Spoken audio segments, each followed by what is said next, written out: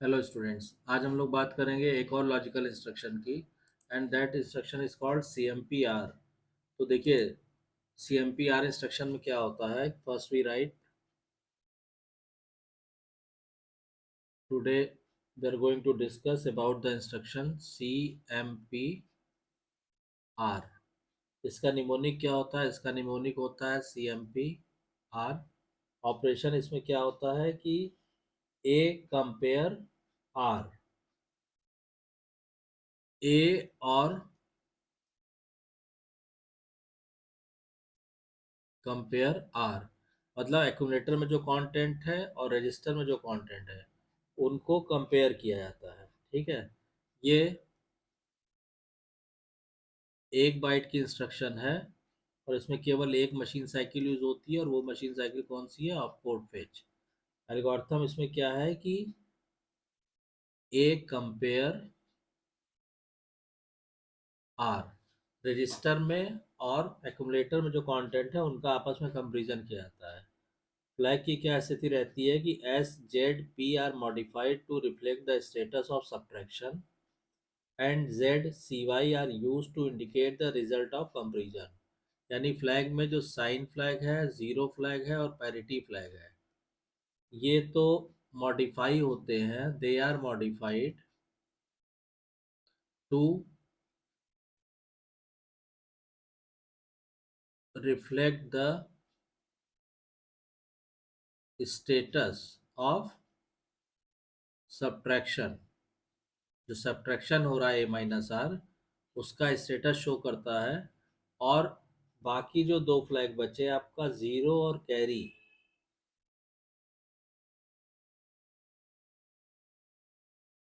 ठीक है, बाकी जो फ्लैग्स बचेंगे Z and C Y R use to indicate the result of comparison. इस तरह से फ्लैग्स जो है वो मॉडिफाई होते हैं। बल्कि इसमें आपका ये जो Z है, ये जो जीरो फ्लैग है वो यहाँ पे होगा। इसमें होगा आपका sign flag, auxiliary carry flag, और आपका एक होगा पैरिटी फ्लैग। ठीक है, तो यानी इसको हम फिर से लिख देते हैं यहाँ पे कि जो फ्लैग सब्ट्रैक्शन का स्टेटस शो करेंगे वो कौन कौन शो करेंगे? साइन फ्लैग, पैरिटी फ्लैग और ऑक्सिलरी कैरी फ्लैग।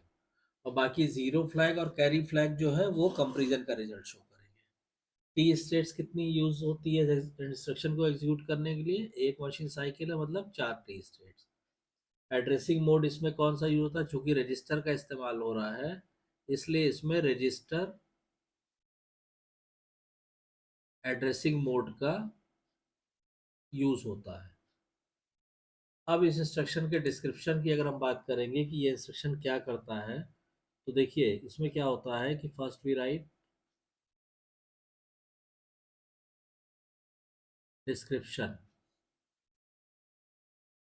इस इंस्ट्रक्शन का डिस्क्रिप्शन ये है कि ये कंपेयर करता है, compare register with accumulator, register with accumulator.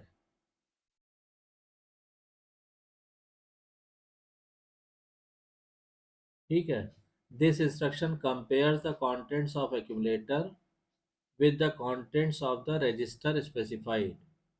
The operation of comparing is performed by subtracting the register contents from the accumulator contents.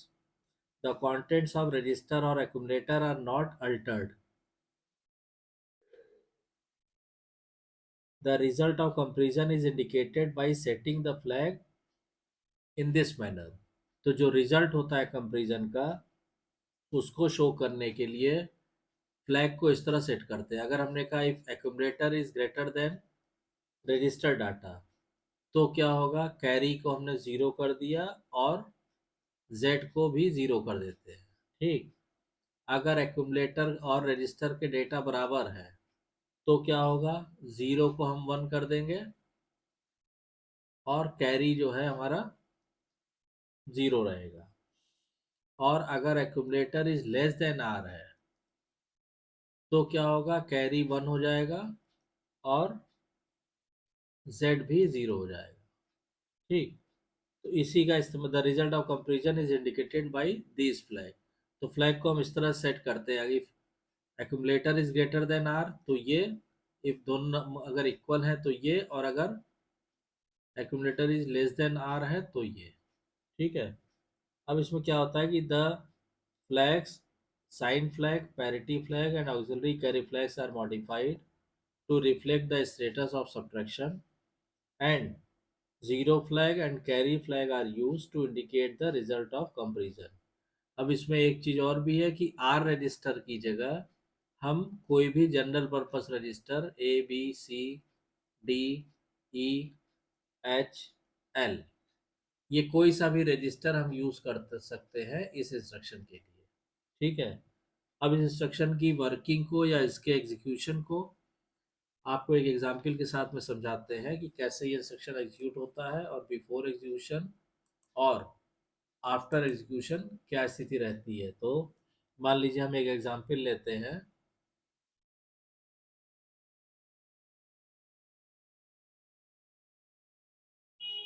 ठीक, अब हमने क्या किया, मान लीजिए हमने इसको दिया कंपेरिजन बी। मान लीजिए पहला एग्जाम्पल अभी लिया तो हमने लिखा कंपेयर बी। अब कंपेयर बी इंस्ट्रक्शन हमको एग्जीक्यूट करना है, तो इनिशियली मान लिया हमने कि लेट एक्यूमुलेटर में क्या है, 20H है, और बी में हमने क्या दिया, 10H दिया। ठीक, एंड इंस्ट्रक्शन इज एग्जीक्यूटेड। तो क्या होगा कि एक्यूमुलेटर में क्या है आपका 20, मतलब 0010 और 0000, और बी में क्या है,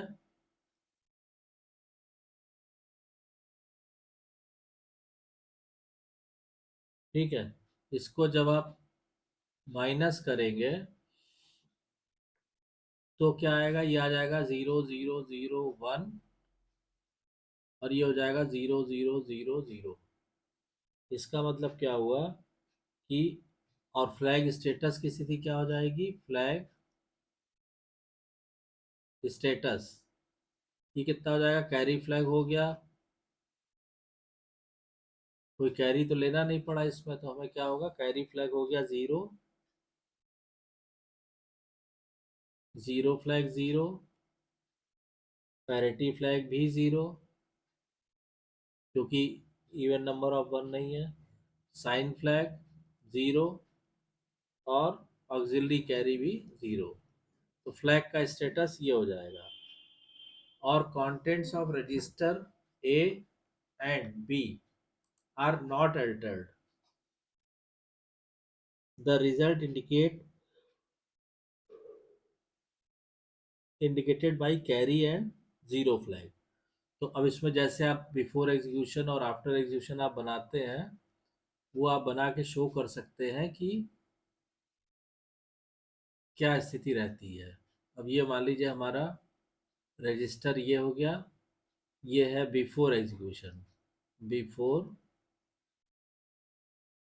एग्जीक्यूशन।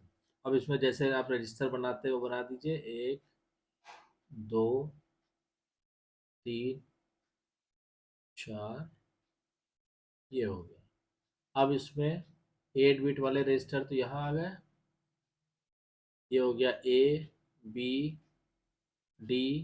H, ये स्टैक पॉइंटर, ये प्रोग्राम काउंटर। अब ये जो फ्लैग रजिस्टर, फिर BCDE HL।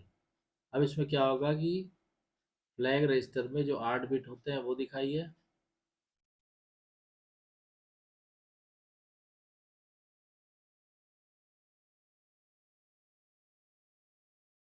ठीक है, अब इसमें जो अनयूज बिट है पहले वो हटा दीजिए, यानी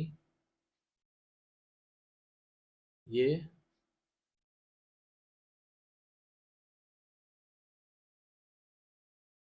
ये।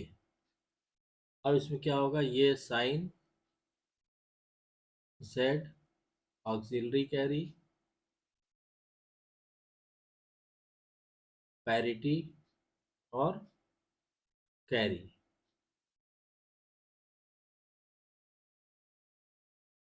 अब देखिए बिफोर एग्जीक्यूशन क्या है, तो बिफोर एग्जीक्यूशन हमने लिखा है कि एक्यूमुलेटर में क्या है 2 0 और बी में हमने क्या दिया है 1 0। ठीक, ये हो गया बिफोर एग्जीक्यूशन। आफ्टर एग्जीक्यूशन क्या स्थिति बनेगी, तो यहाँ पे लिखिए आफ्टर एग्जीक्यूशन। आफ्टर एग्जीक्यूशन में क्या होगा, मान लीजिए फिर से हम बनाते हैं यहाँ पे।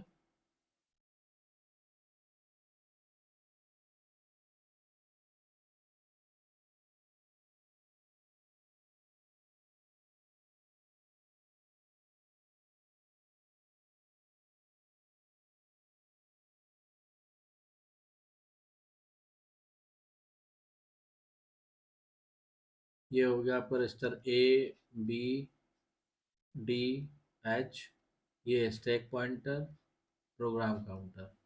Similarly F, C, E, L, फिर यहाँ पे भी हम शो करेंगे।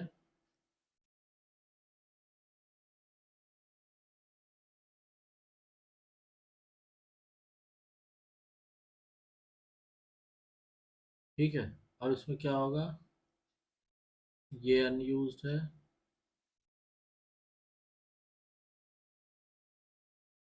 ये हो गया sign flag, zero flag, auxiliary carry, parity, carry flag.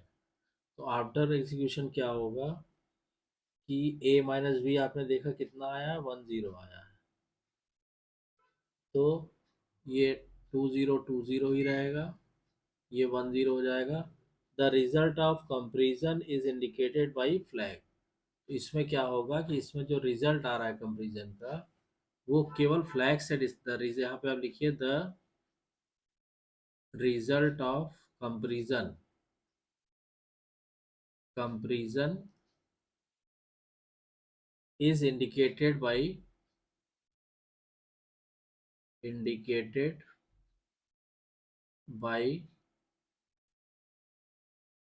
flags।